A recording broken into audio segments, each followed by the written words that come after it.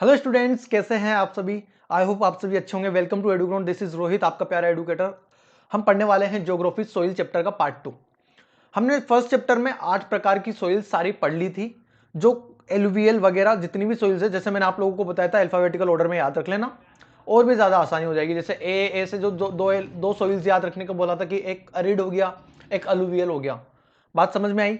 फिर उसके बाद मैंने आप लोगों को बताया था कि फॉरेस्ट सोइल भी आप याद रख लेना। उसके बाद जो सेलिनिटी वाला जो है, जो सोल्टी सोइल जो होती है, इस तरीके से मैंने आप लोगों को सारी सोइल बता दी थी। Red soil, black soil, red soil को येलो सोइल भी बोलते हैं। सारी चीजें मैंने आपको बता दी थी। मैंने आपको यह भी बताया था कि जो ब्लैक सोइल होती है, वो कपास, जिसे आप बोलते कि इट इज एन, जो भी कपास सोइल होती है उसे ही आप बोलते हैं जनरली। कपास सोइल को इंग्लिश में क्या बोलते हैं, I don't recall right now, but it may be कि जो भी कपास जहां पर उगता है ना, जहां पर रुई वाली जो खेती होती है, वो जनरली ब्लैक सोइल में होती है। एक काफी अच्छे लेवल पे क्वेश्चन भी बनता है, एसएससी बैंक लेवल पे क्वेश्चन भी बनता है और एंड रेलवे लेवल पे क्वेश्चन क्या बनता है, जरा समझने की कोशिश करेंगे। क्वेश्चन ये बनता है कि कपास की खेती, कपास जो होता है, अब कपास को इंग्लिश में क्या बोलते हैं वो मैं अभी रिकॉल नहीं कर पा रहा, बट आप देख लेना एक बार कि कपास की जो फार्मिंग होती है ना, वो which of the following soil are recommend for the कपास की खेती। राइट, समझ पा रहे हो। तो ऑप्शन होता है red soil, yellow soil, second option होता है ब्लैक सोइल, थर्ड ऑप्शन होता है लेटराइट सोइल, फोर्थ ऑप्शन होता है अलुवियल सोइल। क्या आंसर लगाओगे? ब्लैक सोइल, एकदम करेक्ट। राइट, तो इस तरीके से क्वेश्चन ये आज ही नहीं, आगे फ्यूचर में भी बनेंगे। यहां पर बात समझ में आ रही है? चलिए आगे बढ़ते हैं। एक बार के लिए मैं देख लेता हूं सेशन रिकॉर्ड हो रहा है नहीं हो रहा, तब तक के लिए बने रहिए, just give in a second.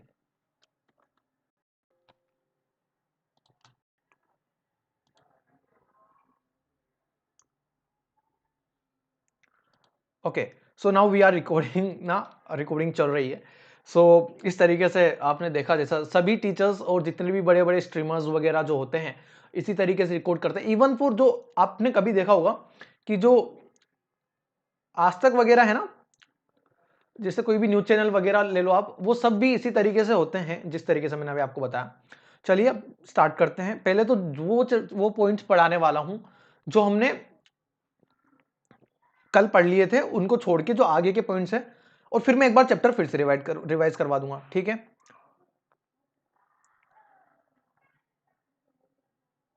I hope मैंने आपको कहां तक पढ़ा दिया था, जरा देख लेता हूं मैं एक बार। Just give me a second. Arid soil मैंने आप लोगों को पढ़ा दिया है, पढ़ा दिया है, पढ़ा दिया। चलिए आगे बढ़ते हैं। कंकर वगैरह बता दिए, और थोड़ा सा आगे बढ़ते हैं।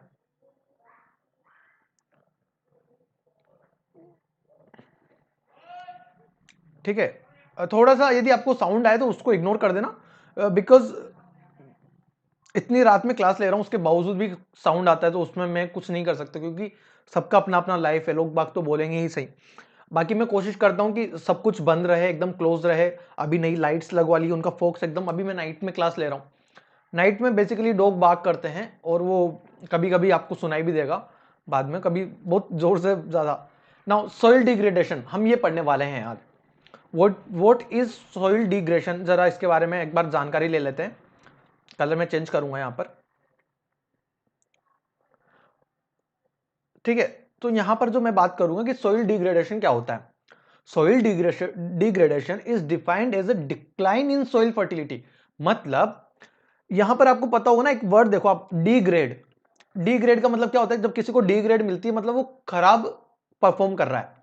तो मतलब यदि सॉइल की फर्टिलिटी में यदि मेरे को कमी नजर आएगी, यदि soil degradation is defined as the decline in soil fertility, decline यानी कमी, सॉइल की फर्टिलिटी में मुझे कमी दिखाई देगी, इसको मैं क्या बोलूंगा? Soil degradation. When the nutrient, जो होते हैं, जो न्यूट्रिशनल होते हैं, nutritional status decline, and depth of the soil, जो सॉइल की जो डेप्थ होती है, goes down to erosion and misuse. मतलब जब सॉइल, जैसे आप देखोगे सॉइल डिग्रेडेशन मतलब क्या होता है, जब कभी आप कोई जमीन खोदेंगे ना, जैसे जहां पर अपन बोलते हैं ना कि यहां पर वो हो रहा है, अवैध खनन हो रहा है, वो इस वजह से, क्योंकि वो मिट्टी खोदते जाते हैं, उससे क्या होता है ना, कटाव होने लग जाता है। जब कभी आप किसी जगह ज्यादा खोदेंगे तो वहां पर कटाव आपको ज्यादा देखने को मिलेगा। सो इरोजन ज्यादा होता है, डेप्थ बढ़ती जाती है। बात समझ में आ रही है? तो उसे हम सॉइल डिग्रेडेशन किसे कहेंगे कि जब सॉइल का फर्टिलिटी में कमी आने लग जाए, मतलब डिक्लाइन होने लग जाए फर्टिलिटी, हम उसे क्या कहेंगे, हम उसे कहेंगे सॉइल डिग्रेडेशन। यहां तक बात समझ में आ रही है? चलिए नेक्स्ट पॉइंट पे आते हैं।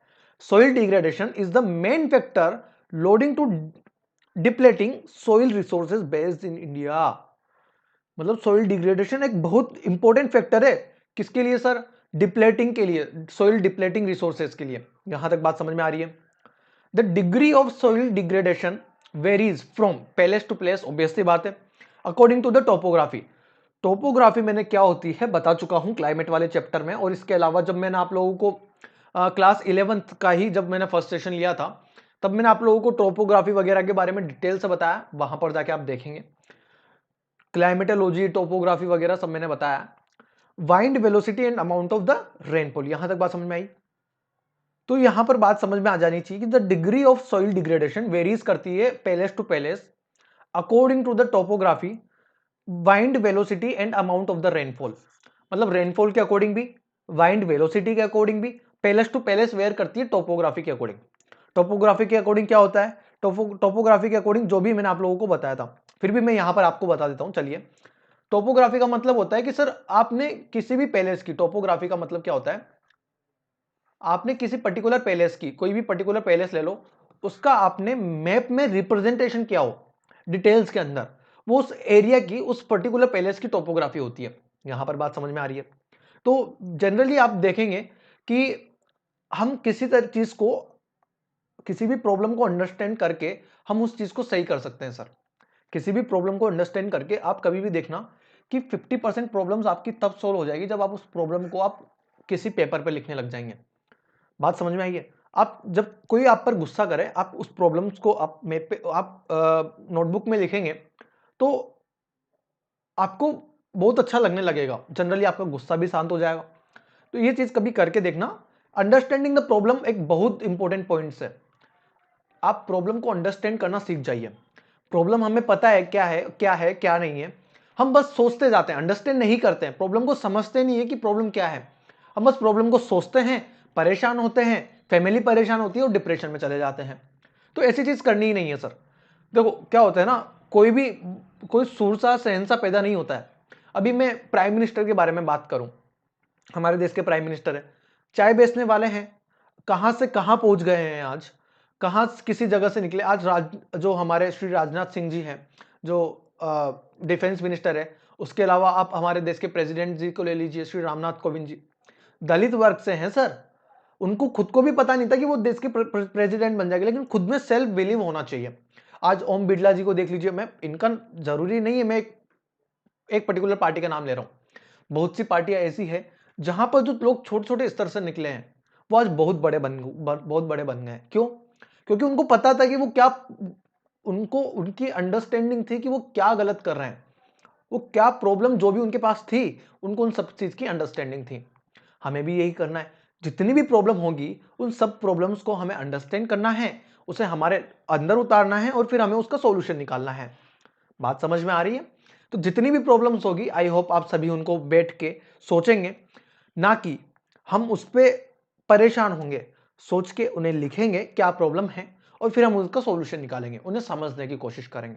बात समझ में आ रही है? तो हमें इसी तरीके से आगे बढ़ना है। और आगे बढ़ने के साथ मैं आप लोगों को एक चीज और बता देता हूं, जल्दी ही मकर संक्रांति आने वाली है। चूंकि ये मेरा सबसे फेस्टिवल, सबसे फेमस, मेरे को सबसे पसंदीदा, मेरा सबसे पसंदीदा फेस्टिवल है। इवन फॉर मेरे को दिवाली के बाद कोई त्योहार अच्छा लगता है तो वो मुझे मकर संक्रांति लगता है। इवन मैं कहूँ दिवाली से भी ज़्यादा अच्छा मुझे मकर संक्रांति लगता है। तो मेरा पर्सनली फेवरेट है, तो मैं उस दिन क्लास नहीं रखूंगा। ठीक है, तो उस दिन आपको क्लास मैं पहले से ही रिकॉर्ड कर लूंगा, तो आपको लोगों को वहां पर मिल जाएगी सारी क्लासेस जितनी भी होंगी। ठीक है, सो फिलहाल अपन आगे बढ़ते हैं। देखिए आप, सोइल डिफोरेस्टेशन के बाद ये हालत होती है। डिफोरेस्टेशन होगा सर, क्या होगा?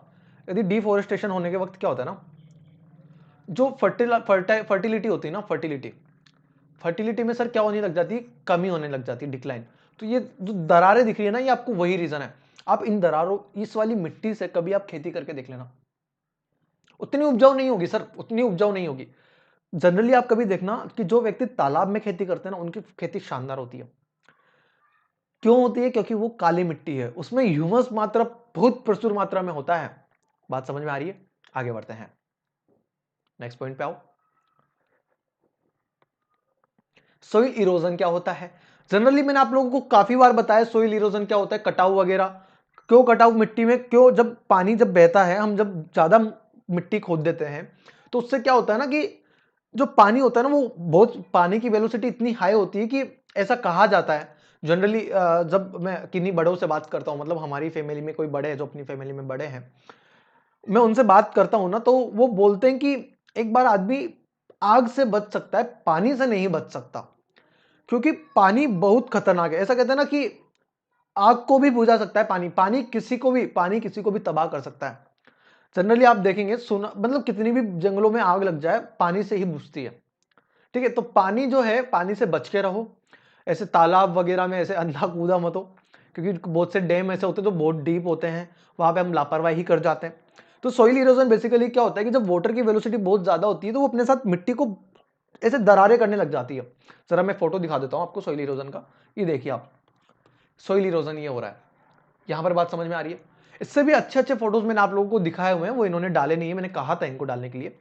जनरली आप कभी किसी तालाब के पास कोने पे देखना है, आपको कट्टे दिखाई देंगे। कट्टे मतलब समझ रहे हो? बोरे, जो मिट्टी रेत के भरे होते हैं, जो बालू रेत वगैरह के मिट्टी के बोरे भरे रहते हैं, उनसे क्या होता है ना कि कटाव नहीं होता। मतलब कटाव ऐसी ऐसी स्थिति हो जाती है कि जब किसी जगह से पानी कटाव लेने लग जाता है ना, तो वो इतना काट देता है उस सरफेस को इतना काट देता है कि कभी भी देखो ना आप, रस्सी, आप लोगों ने कहानी सुनी होगी कि वो पत्थर तक को छेद कर देती है रस्सी। क्यों? क्योंकि वो बार बार उसी जगह से आप खींचोगे ना, किसी कुएं से पानी खींचोगे तो वो कटाव कर देगी, उस जगह पर एक छेद कर देगी। वैसे ही होता है सर, पानी भी कुछ ऐसा। पानी जब किसी मिट्टी से निकलेगा और वो पर्टिकुलर, जब उसको थोड़ा सा भी गैप मिलेगा ना सर, उसको थोड़ा सा भी गैप मिलेगा ना, तो वो काटता जाएगा और बहुत ज्यादा काट देगा। एक हद पर इतना ज्यादा काट देगा कि उससे बाढ़ आने तक की संभावना हो जाती है किसी पर्टिकुलर एरिया के अंदर। बात समझ में आ रही है? नाउ बात सुनते हैं। The destructions of the soil cover is described as soil erosion. बात आ गई समझ में? मतलब जब आपको कोई समझा देता है ना, तो मुझे नहीं लगता कि आपको थ्योरी बनाने में इतनी प्रॉब्लम होती होगी। मैं जनरली इस बात पे फोकस नहीं करता कि मैं आपको रटाऊं या फिर मैं आपको बहुत ज्यादा ही डीप रटाते जाऊं। बेसिकली जब आप रीड करोगे ना खुद से, जब आप खुद से रीड करोगे, क्यों सर? क्योंकि मैंने आप लोगों को बताया हुआ है कि सर सोइल इरोजन का मतलब क्या हो गया, यहां पर बात समझ में आ जानी चाहिए किस तरीके से सोइल इरोजन होता है। The destruction of the soil cover is describe as the destruction of the soil cover. ये बात बस समझ में आ जानी चाहिए यहां तक के। आई होप ये समझ में आ रही होगी, राइट? तो इसको मैं और डिटेल्स और अच्छे से कर देता हूं आप लोगों के लिए। यहां पर जरा देखेंगे, the destruction of the soil cover. ठीक है, बस खत्म काम। यहां पर ही पॉइंट क्लियर हो गया हमारा। बात समझ में आ गई? चलिए आगे बढ़ते हैं। The soil forming process and the erosional process of running water and wind go on simultaneously। मतलब इरोजन का प्रोसेस साइमल्टेनियसली होता है सर, लेकिन थोड़ी सी भी आप जगह देंगे तो मैं गारंटी से कह सकता हूं कि इरोजन होगा। और वो किसकी वजह से होता है सर? Running water. यहां पर देखिए आप, रनिंग वाटर मैं आप लोगों को बता चुका हूं, मैं आप लोगों को रनिंग वाटर बता चुका हूं। अभी जस्ट मैंने आप लोगों को बताया कि जब पानी बहेगा तो इतनी वेलोसिटी से बहेगा कि उसमें इरोजन होना तय है।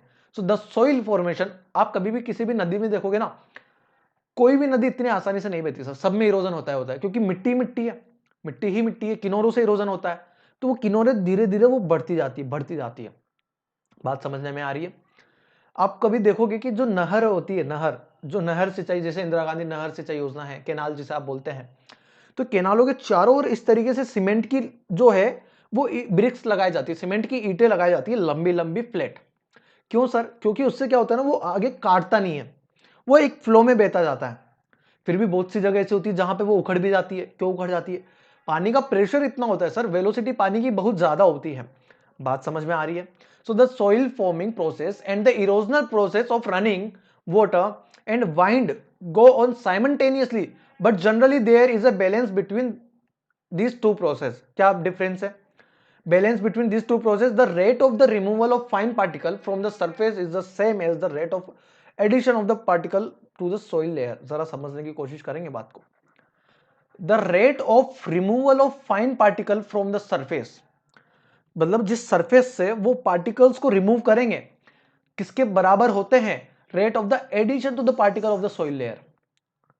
मतलब देखो एक बात बताऊं, जिस मिट्टी पर वो हैं और जो सोइल, जो पानी का बहाव आ रहा है और जो जितनी मिट्टी को वो उखाड़ के लेके जाएगा आगे की तरफ, उतनी ही मिट्टी वापस लाके भी रखेगा। बात समझ में आ रही है? कभी भी आपने कभी देखा है कि जैसे मान लो पैसिफिक ओशियन की जो डेप्थ है वो 11 किलोमीटर डेप्थ है, मेरियाना जो ट्रेंच है, मैंने आपको पढ़ाया था कि मेरियाना ट्रेंच की डेप्थ है जो तकरीबन 11 किलोमीटर है, वो 11 से 12 तो हुई नहीं है। क्यों नहीं हुई? कि जितनी मिट्टी वो लेके जाएगा पानी, उतनी मिट्टी पीछे से लाएगा भी तो सही ना यार। बात समझ में आ रही है? चलिए आगे बढ़ते हैं। चलिए, the concept with Rohit sir, मैं एक बात यही कहना चाहता हूं हमेशा कि हम जब बात कंसेप्ट पे करेंगे, जब हम बात कंसेप्ट पर करेंगे तो मुझे नहीं लगता कि किसी भी तरीके की प्रॉब्लम आनी चाहिए। कंसेप्ट एक ऐसा पॉइंट है सर, कंसेप्ट एक ऐसा पॉइंट है जहां पर हम चीजें समझने की कोशिश करते हैं और थ्योरी अपने आप बनने लग जाती है। आप इस पे एक पेज, आप इस पे 2 पेज लिख सकते हैं, सोइल इरोजन पे, सोइल डिग्रेडेशन पे। अब थोड़ा सा सोइल डिग्रेडेशन के अंदर सोइल इरोजन भी मिक्स कर सकते हैं, सोइल इरोजन के अंदर थोड़ा सा सोइल डिग्रेडेशन भी मिक्स कर सकते हैं, क्योंकि सोइल इरोजन से एट द एंड फर्टिलिटी तो कम होती ही है थोड़ी बहुत। बात समझ में आ रही है? चलिए आगे बढ़ते हैं। Wind and water are powerful agent, मैंने आपको बताया है कि वाटर एक बहुत पावरफुल है, तो वाइंड भी बहुत पावरफुल एजेंट है of soil erosion because of their ability to remove soil and transport it. Sir इतनी एबिलिटी रखती है वाइंड, आपको पता होगा कि धूल के, जब वो क्या बोलते हैं बवंडर वो ले आके आती है, जब सऊदी अरेबिया में जब कभी तूफान आते हैं ना, तो जनरली वहां पर इतना ज्यादा पैसा खर्च होता है बिल्डिंगों को चमकाने के लिए। आए दिन तूफान आते हैं, उन्होंने एक पर्टिकुलर कंपनी तक बनी हुई है वहां पे, ऐसे 8 10 20 कंपनियां हैं जो कि जनरली बिल्डिंग्स को साफ करने की ठेका लेती हैं। वो क्यों? क्योंकि आए दिन तूफान आते हैं और इतना बवंडर, इतना भयानक बवंडर आता है, वो अपने साथ हर चीज उड़ा के ले जाता है और मिट्टी तो पूछो मत। तो मतलब जो मिट्टी और जो हवा और पानी का एक बहुत प्यारा रिलेशन है, एक तरीके से आप समझ सकते हो कि ये ट्रिपलेट है, ट्राइंगल है। So wind and water are powerful agent of soil erosion because of their ability to remove soil and transport it. यहां तक बात समझ में आ रही है? नेक्स्ट पॉइंट पे आओ। Wind erosion is significant in arid and semi arid reason. Wind erosion मैंने अभी आपको बताया, एरिड यानी जो शुष्क रीजन होते हैं जैसे डेजर्ट वगैरह, और semi arid region. In region with heavy rainfall and steep slopes, erosion by running water is more significant. Obviously बात है, वाइंड इरोजन कहां पर होगा? जहां पर रेतीला तूफान होगा। अभी बताओ यहां पर यहां पर हवाई चलने लग जाए, जैसे मैं जयपुर राजस्थान में रहता हूं, यहां पर हवा का तूफान आ जाए, कितनी मिट्टी उड़ा लेगा? नाम मात्र से। बाढ़ आ जाए, पानी आ जाए, कितनी मिट्टी उड़ा लेगा? नाम मात्र से। तो मतलब जहां पर जंगल होंगे, जहां पर पानी की, जहां पर रेनफॉल ज्यादा होगा, वहां पर तो, जहां पर स्टीप पड़ा होगा, स्टीप स्लोप्स मैंने आप लोगों को पढ़ाया था ड्रेनेज सिस्टम के अंदर, कि स्टीप स्लोप इस तरीके से होती है तो वो इरोजन करते ले जाती है, मिट्टी को बहाते ले जाती है।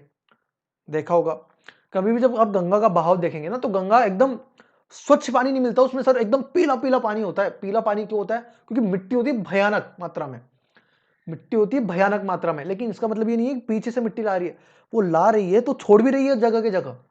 मैंने आप लोगों को बताया था कि जब मैंने कोई भी मूव, जब वाटर वेव मूव होती है तो वो पानी जो पॉइंट है, वो पॉइंट वहीं पर रहता है, वो आगे मूव करती है और फिर पीछे वाली वहीं पे आ जाती है।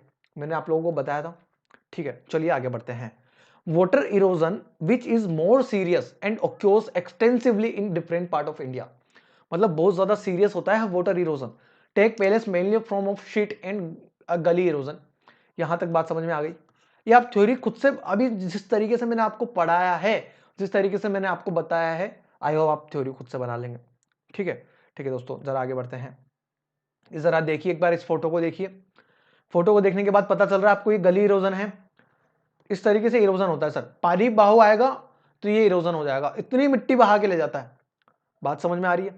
चलिए आगे बढ़ते हैं। इसी तरीके से जो कैनाल होती है ना, जरा कैनाल को देखेंगे आप, तो यहां पर जो है वो सीमेंट की ब्रिक्स लगाई जाती हैं ताकि जो है ये और ज्यादा बढ़े नहीं आगे की तरफ। ठीक है, तो इस तरीके से सोइल इरोजन बहुत भयानक होता है सर, बहुत भयानक होता है। चलिए शुरू करते हैं, आगे की तरफ बढ़ते हैं। ओके, शीट इरोजन के बारे में बात करूंगा। Just give me second.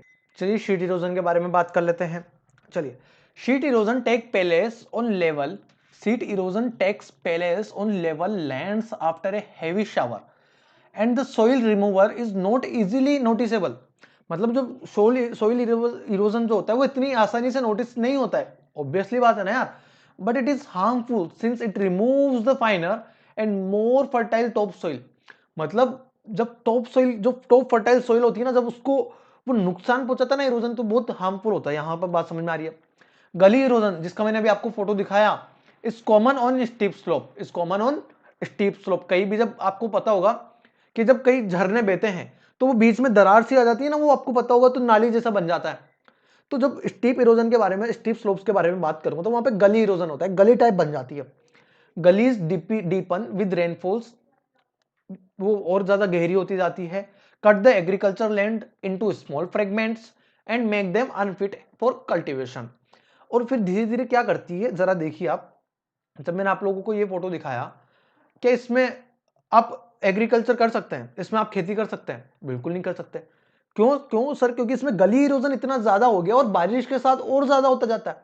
पानी भरेगा, पानी बहेगा इसमें से, तो और भी ज्यादा होता जाएगा। आप जब आपके आसपास जब गांव के आप देखोगे, तो गांव में आपको पता चलेगा कि जो छोटी छोटी सी नालियां होती है ना, गांव के बाहर की तरफ छोटी छोटी सी जो नालियां होती हैं, जो जिसे आप क्या बोलते हैं उसे, मारवाड़ी में कुछ बोलते हैं, राजस्थान में नाडे, नाडे करके बोलते हैं, नाडे, नली नाडे जो होते हैं।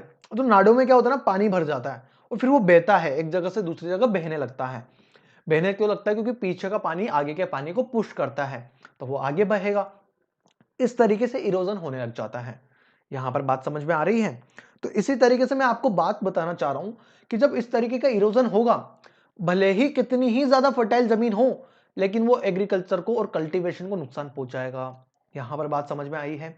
यही बात मैं कहना चाह रहा हूं कि they are small fragments and make them unfit for cultivation. Unfit हो जाते हैं सर कल्टीवेशन के लिए। आगे बात करें। चलिए, a region with large number of deep gullies, जरा देखो आप इस फोटो को। ए रीजन जहां पर large number of deep gullies, बहुत सारी डीप गलीज होती हैं, और ravines is called a badland topography. Badland topography का मतलब मैंने आप लोगों को क्या बताया?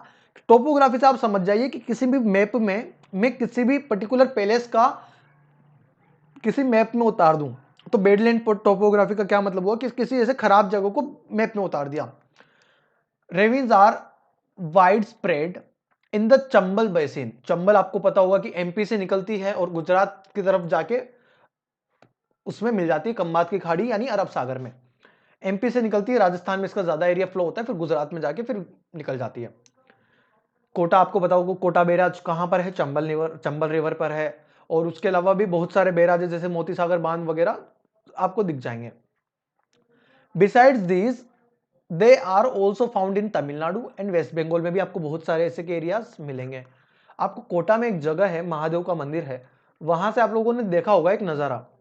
वो आप एक बार क्या हो ना, यूट्यूब पे जाना, इसी यूट्यूब पे, और एक बार आप एड देखना, वो इली विली वागली कुत्तो करदा का पता नहीं ऐसे कुछ बोलते हैं, राजस्थान में टूरिज्म बढ़ाने के लिए एक एड आता है। उस एड में आप देखना कि एक जगह है चट्टान, और उसमें जो बीच में जॉर्ज है, जॉर्ज की तरह है, वो बहुत ही शानदार देखने को मिलता है। वो मतलब बंदर भी वहां पर बहुत ज्यादा है। तो एक बार आप, मैं कहूंगा कि आप यदि कभी राजस्थान हैं, हालांकि मैं खुद नहीं गया क्योंकि मुझे टाइम नहीं मिल पाता है, मैंने कोटा स्टडी की है, फिर भी मैं नहीं गया क्योंकि हम लोग उस टाइम सिर्फ स्टडी में ही मशगूल थे, कभी पता भी नहीं चला कि कोटा में ऐसी जगह है भी सही। उस टाइम कोटा में 7 वंडर्स थे, तो भी हम 7 वंडर्स भी देखने नहीं गए थे क्योंकि काम चल रहा था। So the country is losing about 8,000 hectares of land every year. हर साल इनकी वजह से 8,000 हेक्टेयर्स की जो जमीन है वो कंट्री लूज करती है। यहां पर बात समझ में आई है? Deforestation is one of the major reason for soil erosion. मैंने आप लोगों को बताया, जंगल काटोगे तो ऑब्वियसली बात है यार। एक बात बताओ, जब जंगलों में पेड़ उग रखे हैं, जब बारिश होगी तो क्या वो पेड़ क्या होंगे? अपने पानी पानी ग्रहण करेंगे, पानी से ही तो वो ऑक्सीजन बनाते हैं। H2O से जो वो ऑक्सीजन का जो मॉलिक्यूल है वही तो लेते हैं। तो अब यदि पेड़ ही नहीं रहेंगे तो मिट्टी, पानी कहां जाएगा? वो इरोजन करेगा। बात समझ में आ रही है? So they also add humus to the soil by shedding leaves and twigs by shedding leaves and twigs। यहां पर बात समझ में आ गई। A fairly large area of arable land in the irrigated zone of India is becoming saline. A fairly large area of arable lands in the irrigated zones of the India is saline because of over irrigation। ज्यादा क्या बोलते हैं, ज्यादा जब सिंचाई कर देते हैं ना तो वो क्या करता है, बहुत ज्यादा सलाइन वाटर हो जाता है। जब सलाइन एरिया हो जाता है, the salt log area in the lower profile of the soil comes up to the surface and destroy its fertility. जब क्या होता है ना, जब ज्यादा अधिक से ज्यादा सिंचाई कर देंगे तो जो सोइल होती है ना सर, सोइल जमीन के ऊपर जब आने लग जाती है, ऐसी सोइल जो सलिनिटी वाली होती है, मतलब जिसमें नमक बहुत ज्यादा होता है, और फिर क्या होता है कि सर जो जमीन की उपजाऊ है ना, उपजाऊपन कम होने लग जाता है, जमीन का उपजाऊपन कम होने लग जाता है। जरा नेक्स्ट पॉइंट पे आ जाइए। Chemical fertilities, chemical fertilizers in the absence of organic manures are also harmful to the soil. मतलब जरूर कभी भी देखना कि आप जो हम केमिकल फर्टिलाइजर्स का यूज करते हैं ना, केमिकल फर्टिलाइजर क्या होता है ना, जैसे गवर्नमेंट के, मैं आपको एक एक्स्ट्रा एडिशनल इंफॉर्मेशन देता हूं, आपके लेवल की नहीं है, बहुत हाई यूपीएससी लेवल की है। जनरली आप लोगों को पता होगा कि आपको लगता है कि गवर्नमेंट हमसे पेट्रोल, मैं देखो यहां पर किसी भी गवर्नमेंट की तारीफ नहीं कर रहा हूं, मैं बस ये कहना चाहता हूं कि आज तक जितने भी प्राइम मिनिस्टर हुए अपनी कंट्री में, अब प्राइम मिनिस्टर मनमोहन सिंह जैसा कोई देश का नेता नहीं रहा है, मैं गारंटी से कह सकता हूं। उन्हें बस काम करने नहीं दिया गया, वरना उनमें जितनी समझ आज तक के किसी भी प्राइम मिनिस्टर में, किसी भी प्रेसिडेंट में नहीं रही है। प्रेसिडेंट प्रणब मुखर्जी जो थे वो खुद एक बहुत बड़े इकोनॉमिस्ट थे। बट मैं ये कहना चाहूंगा कि अभी गवर्नमेंट क्या करती है कि पेट्रोल डीजल के दाम बढ़ रहे हैं, उनका दाम बढ़ाना भी जायज है। हालांकि जब खाद के बारे में बात करूंगा, जो फर्टिलाइजर्स के बारे में बात करूंगा, किसान फर्टिलाइजर्स नहीं खरीद सकते क्योंकि फर्टिलाइजर्स इतना महंगा बनता है यार। केमिकल सस्ते नहीं आते, केमिकल खुद अपने आप में बहुत महंगे होते हैं, तो फर्टिलाइजर इतना महंगा बनता है, फिर किसानों को कोड़ी के दाम कैसे मिल जाता है? क्योंकि उनको गवर्नमेंट सब्सिडी देती है, गवर्नमेंट उन्हें छूट देती है कि आप 500 रुपए का जो किसी कंपनी का पड़ रहा है, गवर्नमेंट उनसे 500 में खरीदती है और वो किसानों को 200 रुपए में बेच देती है। 300 रुपए सब्सिडी मिली है उनको, किसानों को। यहां पर सब्सिडी किनको मिलती है? किसानों को मिलती है, या फिर जिनको भी मिलती है उन्हीं को मिलती है। अभी ये बात आपके मुद्दे की बाहर की बात है, बस मैं समझा रहा हूं कि जो 300 रुपए गवर्नमेंट ने एक खाद के बोरे पे, जो उन्होंने फर्टिलाइजर्स पे, एक पर्टिकुलर बोरे की फर्टिलाइजर्स पे गवर्नमेंट को जो लॉस हुआ है, वो गवर्नमेंट कहीं ना कहीं से तो वसूलेगी ना। तो इस वजह से उन्होंने पेट्रोल डीजल के दाम और जितनी भी टैक्सेस वगैरह उन्होंने बढ़ाए हैं। मैं मानता हूं कि पहले भी इतने, बल्कि पहले तो और भी सस्ते दामों में मिलते थे फर्टिलाइजर्स वगैरह, लेकिन टाइम टाइम से गवर्नमेंट बदलती है, नीतियां बदलती है। अभी की गवर्नमेंट है बढ़िया है, नेक्स्ट गवर्नमेंट आएगी वो भी बढ़िया होगी, क्योंकि हमारा, मैं अकेला वोट देने से कुछ नहीं होगा। आप सभी को एक ऐसी गवर्नमेंट को वोट देना पड़ेगा, एक ऐसे व्यक्ति को वोट देना पड़ेगा। वोट हमेशा व्यक्ति को देख के देना, गवर्नमेंट को नहीं, ठीक है? ऐसी गवर्नमेंट को वोट देना पड़ेगा जो आपको लगता है कि हाँ ये कुछ कर सकती है, चाहे वो आपकी फेवरेट पार्टी हो, चाहे वो नॉन फेवरेट हो। क्योंकि वोट आप जब दोगे, किसी को पता नहीं चलता है कि मैं किसको वोट दे रहा हूँ। क्योंकि अभी यूपी वगैरह में इलेक्शन होने वाले हैं, इन लोगों को मैं जनरली, क्योंकि मैं ये जानता हूँ कि चुनाव आयोग है ना, वो कुछ ना कुछ तो हाथ होता है ऊपर वाले जो बड़े पॉलिटिशियंस होते हैं। तो क्या होता है ना कि उनके ऊपर प्रेशर होता है कि आप चुनाव इसी टाइम करवाओ, क्योंकि हमने इतनी रैलियां कर ली है, अब हम इसे वेस्ट थोड़ी ना जाने देंगे। एक बात बताओ, यदि मैं क्लास लेने की पूरी प्रैक्टिस कर लूं, तो मैं अब अगले 2 महीने तक रुक थोड़ी ना जाऊंगा। मैं चाहूंगा कि जल्दी से जल्दी क्या हो जाए, अपनी क्लास हो जाए। ऐसे ही पॉलिटिशियन करते हैं, उनको फर्क नहीं पड़ता, लोग मरे मरने दो। वो आपने सुना होगा ना, कौन सी मूवी है वो, नायक मूवी है जो अनिल कपूर की है, कि दुकानें लूटती है तो लूटने दो, मतलब वो वाले जो डायलॉग है, जलते हैं तो जलने दो, मरते हैं तो मरने दो, वैसा ही कुछ सीन है। कोरोना की किसी को परवाह नहीं है, रैलियां करनी है, फुल धड़ाम से लाखों लोग होने हैं, चाहे वो कोई सी भी पार्टी हो, चाहे कोई सी भी पार्टी हो, रैलियां खूब मचा के करनी है। खुद तो फुल सेफ्टी में रहते हैं, क्योंकि इनको कुछ हो जाता है 1 सेकंड में, इनको एम्स का बेड है इनके पास। लेकिन जब एक नॉर्मल फैमिली के कुछ हो जाएगा, ना उनके पास एम्स है, ना उनके पास अच्छे डॉक्टर्स उनका ध्यान रखेंगे, और इनको तो सब गवर्नमेंट फंड पे मिल जाता है। आपके पास इतने पैसे कहां से आओगे सर? तो वही बात होती है, ध्यान रखो, गंवारापंती मत करो, वैसे रैलियों में मत जाओ। नेता आ रहे हैं, आने दो, क्योंकि देखो जो आया है वो ऊपर जाएगा, एक न एक दिन सबको मरना है। क्या कर लोगे चेहरा देख के? मैं आज की तारीख में मैं बोलूँ अरे शाहरुख खान आया, सलमान खान आया, मैं जा रहा हूँ देखने, क्या कर लूंगा देख के, क्या उखाड़ लूंगा? बात समझ में आ रही है? थोड़ा सा एक मेच्योरिटी लाओ अंदर, ताकि लोग आपको देखें ना कि आप किन्हीं लोगों को। बात समझ में आ रही है? जब आप इनके सामने पता चलेगा कि आप ऐसे पॉकेट में हाथ डाल के जाओगे कि मैं आईएएस ऑफिसर हूं, उनको पता चल, एक सेकंड में खड़े हो जाएंगे सर, एक सेकंड में खड़े हो जाएंगे, कितने बड़े तोप हो, कितने बड़े तोप, प्राइम मिनिस्टर तक खड़े हो जाते हैं, बात कर रहे हो आप। ठीक है, तो ध्यान रखना है। मैं ये बात बोलना चाह रहा था, chemical fertilizers in the absence of organic manures are also harmful to the soil, बिल्कुल हार्मफुल होते हैं। Unless the soil get enough humus, chemicals harden it and reduce its fertility to in the long run. मतलब ऐसा नहीं है कि chemical आपने आज डाला और मिट्टी की उपजाऊपन कम हो गया, नहीं सर। आप केमिकल डालो डालो डालते जाओ 10 साल नहीं तो 20 साल 25 साल में वो जमीन को खोखला कर देंगे सर, बहुत कम उपजाऊ बना देंगे। बात समझ में आ रही है? चलिए आगे बढ़ते हैं। This problem is common in all command areas of the river valley project. जो भी रिवर वैली प्रोजेक्ट होते हैं उनके वहां पर ये कॉमन सी बात हो गई। Which were the first beneficiaries of the green revolution. मतलब जो ग्रीन हाउस, जो ग्रीन रिवोल्यूशन हुआ था उसका सबसे जो फर्स्ट बेनिफिशियर जो था वो यही था। According to the estimates about half of the total land of India in under some degree of degradation. मतलब समझ पा रहे हो, यदि इंडिया में टोटल मैं बात करूं जैसे 70%, एक एग्जांपल बता रहा हूं, इतना नहीं है, लेकिन टोटल 70% लैंड ऐसा मान लो जहां पर एग्रीकल्चर होता है, हालांकि नहीं होता, मैं एक एग्जांपल बता रहा हूं क्योंकि उससे कैलकुलेशन आसान हो जाएगी। अब 70% एरिया ऐसा है जहां पर एग्रीकल्चर होता है, तो वहां पे 70% का हाफ 35% ऐसा एरिया जहां पर डिग्री ऑफ डिग्रेडेशन हो रहा है। बात समझ में आ रही है? तो डिग्री डिग्रेडेशन हो रहा है यहां पर, डिग्रेड मतलब मिट्टी की उपजाऊपन, मतलब फर्टिलिटी में कमी आ रही है। 35% एक बहुत बड़ा हिस्सा होता है सर, धीरे धीरे बढ़ता ही जाएगा, कम तो होगा नहीं। कोई भी चीज होती है वो धीरे धीरे बढ़ती ही जाती है, कम नहीं होती है। बात समझ में आ रही है? चलिए आगे देखते हैं। सॉइल कंजर्वेशन, हम किस प्रकार से सॉइल को बचा सकते हैं, जरा देखेंगे मेरे साथ। Now this is the last topic of your chapter soil का। फिर इसके बारे में मैं एक बार फिर से शुरू से लेकर लास्ट तक मैं आप लोगों को रिवीजन करवाऊंगा। आप लोगों को अभी तक समझ में नहीं आया होगा ना, तो वो सिर्फ आपका मुश्किल से मैं आप मान के चलिए 20 मिनट का रिवीजन करवाऊंगा, और इतने अच्छे से रिवीजन करवाऊंगा कि आपको सारे पॉइंट्स क्लियर हो जाएंगे।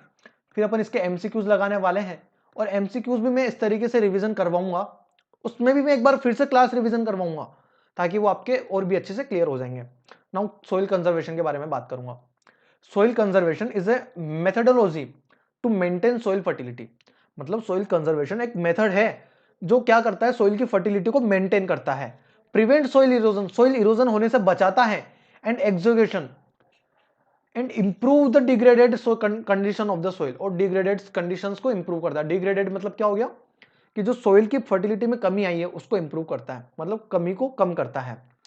Soil erosion is essentially aggravated by the full by the faulty practice. The first step in any rational solution is to check open cultivable lands on slope from farming. यहां तक बात समझ में आ रही है? फिर से समझने की कोशिश करना कि soil erosion is essentially aggravated by faulty practice. The first step in any rational solution is to check open cultivation lands on the slope from farming. चल आगे बढ़ेंगे फिर से। Land with slope gradient of 15 to 25%, जिनका slope gradient होता है, should not be use for cultivation, वो उन्हें कल्टीवेशन के लिए यूज नहीं किया जाता। If at all the land is to be used for agriculture, terrace should carefully be made. Overgrazing and shifting cultivation in many parts of India have affected the natural cover. मतलब जरा आपने ये पढ़ा होगा कि जब सो शिफ्टिंग कल्टीवेशन होता है ना, उससे क्या होता है ना, एग्रीकल्चर, उससे क्या होता है ना, जो फर्टिलिटी होती है उसमें कमी आती है सर, उसमें कमी आती है, क्योंकि पता नहीं है कि लास्ट वाला जो किसान यहाँ पर आया था उसने कौन सी खेती की थी, क्या उर्वरक डाले थे, क्या फर्टिलाइजर डाले थे। So over grazing and shifting cultivation in many parts of India have affected the natural cover of the land and given rise to extensive erosion. और उसको इरोजन के लिए वो ज्यादा मजबूत हो जाती है सर। मतलब यदि जहां पर शिफ्टिंग कल्टीवेशन होगा वहां पर आपको इरोजन ज्यादा देखने को मिलेगा। It should be regulated and controlled by education villagers, मतलब यदि हम किसानों को पढ़ाएं तो ये हम रेगुलेट और कंट्रोल ला सकते हैं, क्योंकि सर अब ऐसा तो है नहीं कि जैसे पहले मिट्टी उपजाऊ हुआ करती थी पहले जमाने में उतनी अभी हो जाएगी, नहीं सर उतना नहीं, लेकिन हम हाँ जो अभी हैं उसको मेंटेन कर सकते हैं, अभी भी कंडीशन हमारे हाथ से नहीं निकली है। अबाउट द कॉन्सिक्वेंसेस, और आगे बढ़ेंगे। Counter building, counter terracing, regulated forestry, controlled grazing, cover cropping, mixed farming and crop rotation are some of the remedial measures which are often adopted to reduce soil erosion। मतलब इन point से हम क्या करेंगे, देखो क्या होता है ना, मिक्स फार्मिंग का मतलब समझते हैं, और क्रॉप रोटेशन मतलब एक ही जमीन पे आप अलग अलग तरीके की खेती करोगे, उससे उपजाऊपन बढ़ता है सर मिट्टी का। बात जनरली जब आप किसी जमीन पर गन्ने की खेती करते हो ना सर, वो उस मिट्टी को चूस जाता है सर गन्ना। गन्ने की खेती करना इतना आसान नहीं है। देखो क्या होता है ना, पहले यूरोप वगैरह इंडिया से गन्ना की खेती करवाते थे, उनको चीनी मिट्टी, चीनी जो चाहिए ना, चीनी शुगर कहां से, इंडिया से करवाओ, क्योंकि इंडिया की जमीन को करो खराब। बात समझ में आ रही है। So the central soil conservation board, central soil conservation board CSCB, set up by the government of India, has prepared a number of plans for soil conservation in different part of the country। Generally CSCB जो है, CSCB के full form क्या हो गया sir, जो soil, जो central soil conservation जो है वो क्या करता है सर, गवर्नमेंट ऑफ इंडिया के द्वारा स्टेबलाइज किया गया है। और वो क्या करता है, उसके पास बहुत सारे प्लान हैं किस तरीके से मैं इंडिया के विभिन्न भागों के अंदर सोइल का कंजर्वेशन कर सकता हूं।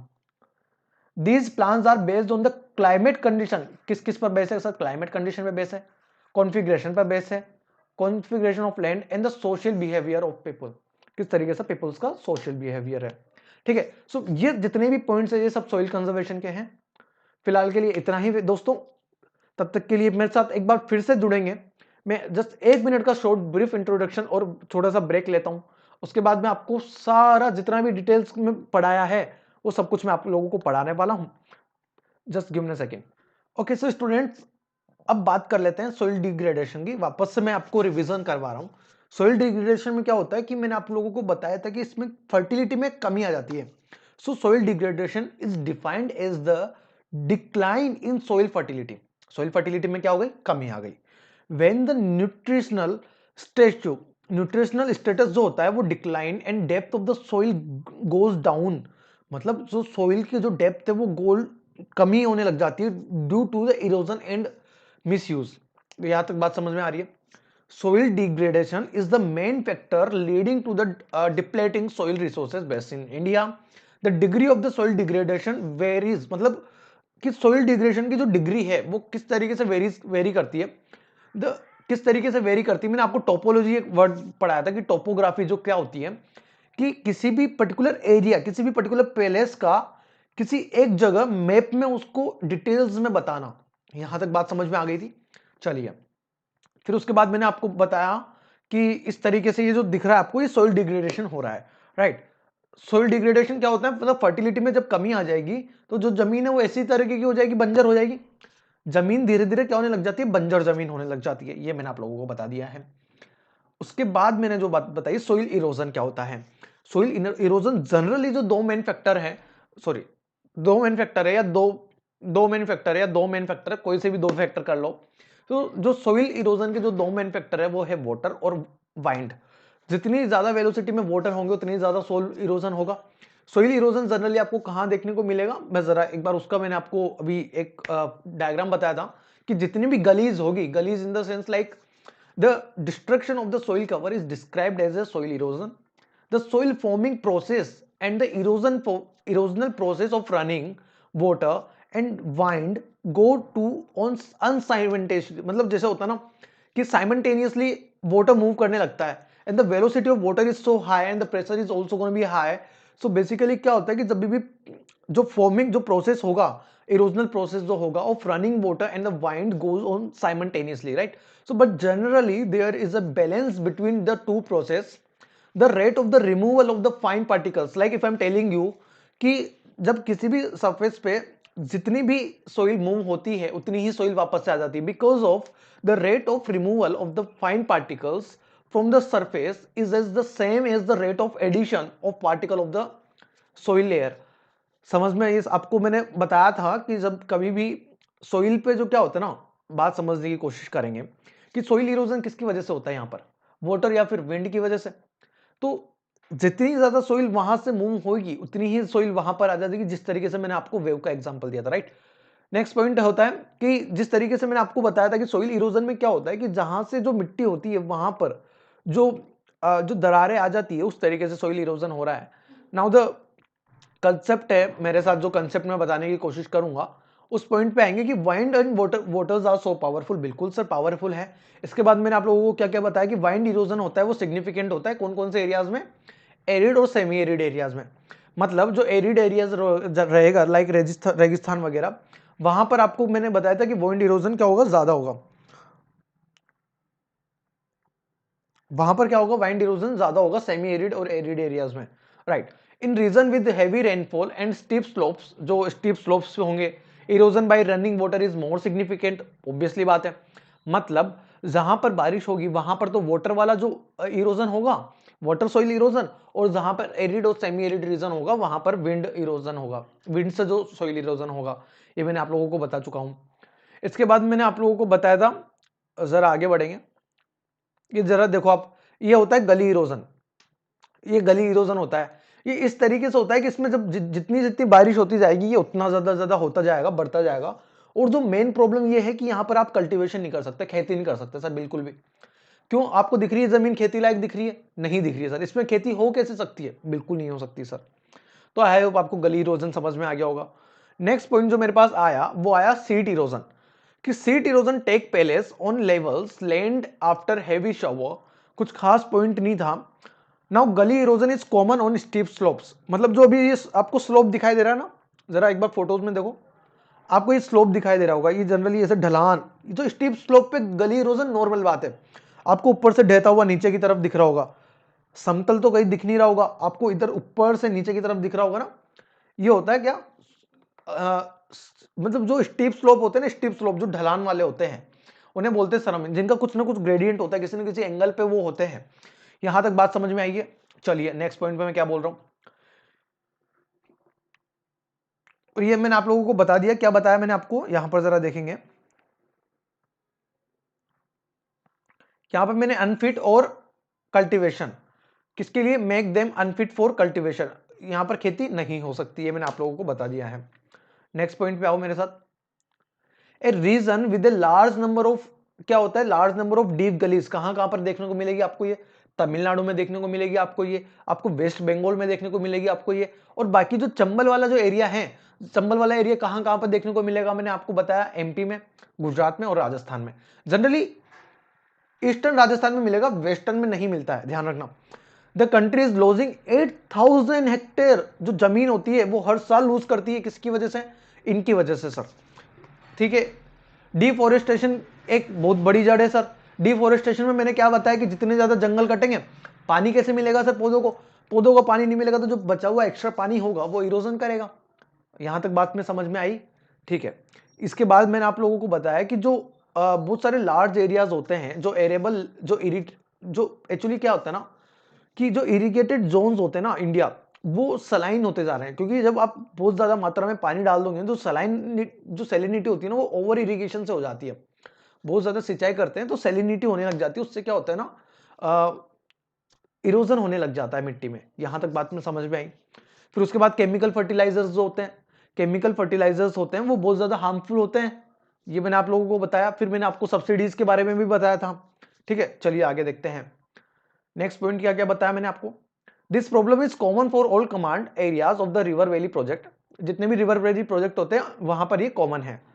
Where the first beneficiaries for the green revolution, according to estimate about half of the total land, मतलब जैसे अभी मैं आप लोगों को एक एग्जांपल भी बताया था, अब मैं दूसरा एग्जांपल बता रहा हूं। सपोज करो टोटल जमीन इंडिया में, टोटल लैंड ऐसा है जो 60% है जहां पर एग्रीकल्चर होता है, लेकिन उसमें से 30%, आप सोचो 30% हमेशा 30% जमीन जो कि अंडर डिग्रेडेशन के आ रखी है। मतलब यदि टोटल 60% जमीन के बारे में मैं बात करूं, मेरे पास सपोज करो 60% जमीन है पूरे भारत के अंदर जो खेती के लिए उपजाऊ जमीन है, उसमें से 30% उसका आधा, 60% का आधा जो जमीन है वो किसके अंडर आ गई सर कि अब उसकी उपजाऊ क्षमता कम हो रही है। मतलब वो उसकी उपजाऊ कम हो रही है क्योंकि वो डिग्रेडेशन में आ रही है। डिग्रेडेशन का मतलब क्या होता है कि फर्टिलिटी कम हो रही है। यहां पर बात समझ में आ गई है। जनरली आपको एक बात बताऊं, जब भी फर्टिलिटी कम होगी ना, फर्टिलिटी कम इस वजह से भी होती है क्योंकि अभी मैंने आपको बताया कि सैलिनिटी वाटर ज्यादा हो जाएगा। कब ज्यादा हो जाएगा? जब आप पानी हद से ज्यादा डाल दोगे, ओवर इरिगेशन कर दोगे तो सैलिनिटी हो जाएगी। सैलिनिटी होने से क्या होता है?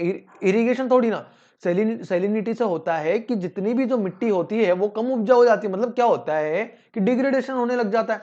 बात समझ में आ रही है यहां तक? फिर मैंने आपको सोइल कंजर्वेशन बताया। सोइल कंजर्वेशन के अंदर क्या होता है जरा समझने की कोशिश करेंगे। Soil conservation is a methodology of maintain soil fertility. मतलब हमें सोइल कंजर्वेशन करना पड़ेगा सर, क्योंकि सोइल की फर्टिलिटी को कल को सोचो, यदि हम लोग सोइल कंजर्वेशन नहीं करते हैं, ऐसे अनाप शनाप केमिकल्स डालते रहते हैं, सोइल इरोजन करते रहते हैं, तो क्या होगा? हद से ज्यादा जंगल काटेंगे तो उससे क्या होगा ना, सोइल इरोजन होने लग जाएगा। सोइल इरोजन होगा तो हमें उसके लिए रोकने के लिए कुछ करना पड़ेगा सर। अभी 30% जमीन जो डिग्रेडेशन के अंडर आ चुकी है, मतलब 30% मतलब half of the country, half of the country यदि डिग्रेडेशन के अंदर आ चुकी है, हो सकता है आगे आने वाले 10 से 20 से 50 से 100 सालों में पूरी जमीन आ जाए। जितनी भी ऑल ओवर द लैंड है, फिर कहां पर आप एग्रीकल्चर करोगे सर बताइए? तो हमें सोइल के जो सोइल को बचाने के लिए फिर गवर्नमेंट ने एक कमिटी एक जो है स्टेबलाइजिंग की, जिसका नाम है सर सेंट्रल, जरा एक बार नाम पढ़ेंगे, जिसका नाम है central soil conservation board. Central soil conservation board, ये इसका नाम है। मैं आपको एक बात और बताना चाहता हूं कि जनरली ये फुल फॉर्म देखो, अभी फिर भी आप पेपर के हिसाब से कर जाओ, बट इन फ्यूचर काम नहीं आती है। और जो काम की चीजें मैं बता रहा हूं आपको वो यही है कि कल को आपसे क्वेश्चन पूछ लेता है, इन फ्यूचर भी है, यदि रेलवेज के अंदर ये सारी चीजें क्वेश्चन पूछ लेते हैं, तो जो जो जमीन के अंदर का जो मेन प्रॉब्लम है ना सर, हमें सोइल कंजर्वेशन के लिए, हालांकि जब आप आगे पढ़ेंगे तो एसएससी, बैंक, रेलवेज में जो क्वेश्चन आने वाले हैं वो आपके इस टाइप से नहीं आते, ये यूपीएससी में आते हैं। आपके जो क्वेश्चन आने वाले हैं वो आते हैं आपके मतलब उससे जो सोइल के टाइप बताते हैं ना मैं 8, कौन कौन से? एरिड बोलो, अलुवियल बोलो, ब्लैक बोलो, रेड या येलो, कितने हो गए? 4, PT PT soils 5, saline soil 6, forest soil 7 और लेटराइट सोइल 8। ये जो मैंने आपको 8 टाइप बताए थे, इस 8 में से कोई ना कोई क्वेश्चन या फिर ऐसे बोल देगा कि कपास की खेती किस में होती है, मैंने आपको बताया था कि ब्लैक सोइल में होती है। और जितनी सोइल्स मैंने 8 पढ़ी है वो जब मैं अभी आपको एमसीक्यूज करवाऊंगा ना, तब मैं एक बार आपको फिर से पढ़ा दूंगा। ये बात समझ में आ रही है? चलिए, सोइल कंजर्वेशन के बारे में मैं बात करूंगा। सोइल कंजर्वेशन में क्या क्या मैंने बताया आपको कि मेथडोलॉजी है सर फर्टिलिटी को मेंटेन करने के लिए, soil erosion and executions and improve the degraded conditions of soil, और सोइल की जो डिग्रेडेड कंडीशन है उसको इंप्रूव करने के लिए। Soil erosion is essentially aggravated fully faulty practices, सब फालतू की बातें हैं। चलिए आगे बढ़ते हैं। देखो सोइल इरोजन किस तरीके से बचा सकता हूं मैं, 12 से 25% जो है वो not be use for cultivation because of slope gradient.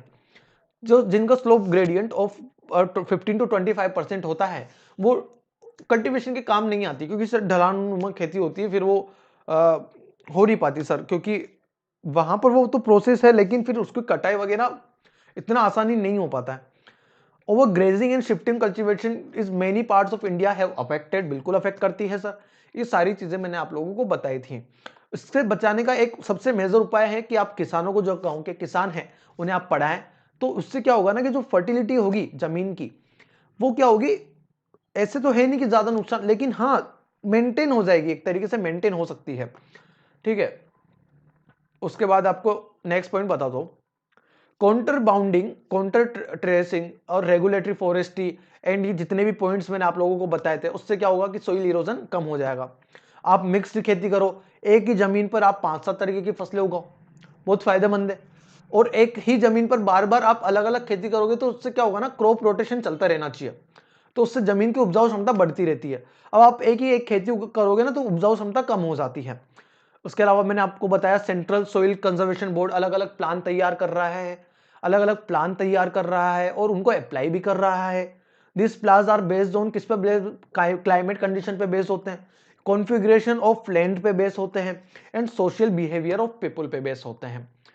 कल को क्वेश्चन पूछ ले कि जो गवर्नमेंट का प्लान होते हैं, जिसको जो सीबी हम बोलते हैं कि सेंट्रल सोइल कंजर्वेशन बोर्ड, जो हमारा नाम है सेंट्रल सोइल कंजर्वेशन बोर्ड, एकदम सही में नाम ले रहा हूं, तो ये सर काम क्या करता है सर, ये किस बेसिस पे सर, हमें बताइए कि किस बेसिस पे ये हमारे लिए हेल्प करेगा। मैं बोलूंगा सर ये एक तो पीपल के बिहेवियर को, पीपल के जो बिहेवियर होता है उसको ये ऑब्जर्व करता है, उसको ये देखता है, क्लाइमेट कंडीशंस को देखता है, कॉन्फ़िगरेशन ऑफ लैंड को देखता है। बात समझ आ रही है यहां पर? चलो ठीक है, आगे बढ़ते हैं। सो फिलहाल यही है, तब तक के लिए प्लीज धन्यवाद जुड़ने के लिए। जय हिंद, जय भारत। वीडियो को लाइक करें, आपको थोड़ा सा भी पसंद आया हो, यदि मेरा एफर्ट पसंद आया हो, आपको चीजें समझ में आई हो, मैं माफी चाहूंगा, थोड़ा सा बेंच हिल गया, मैं माफी चाहूंगा। और थोड़ा सा भी समझ में आया, कुछ नई चीज सीखने को मिली हो, तो प्लीज वीडियो को लाइक करें, अपने दोस्तों के साथ शेयर करें, चैनल को सब्सक्राइब करें। ज्यादा कुछ नहीं चाहिए, 1 रुपया भी नहीं चाहिए। आपको कुछ भी लिंक वगैरह चाहिए तो डिस्क्रिप्शन में सब चीजों के लिंक मिल जाएंगे। टेलीग्राम ज्वाइन कीजिए, फेसबुक चैनल ज्वाइन कीजिए, यूट्यूब चैनल या फिर मेरी प्लेलिस्ट वगैरह। तो तब तक के लिए, अब जुड़ने के लिए मेरे धन्यवाद। जय हिंद, जय भारत। शुक्रिया, ध्यान रखें, अपने परिवार के साथ स्वस्थ रहें, सुरक्षित रहें। ओमिक्रॉन वायरस आ रहा है, मकर संक्रांति की आप सभी को ढेर सारी शुभकामनाएं हैं और जय Hind. That's it, thank you.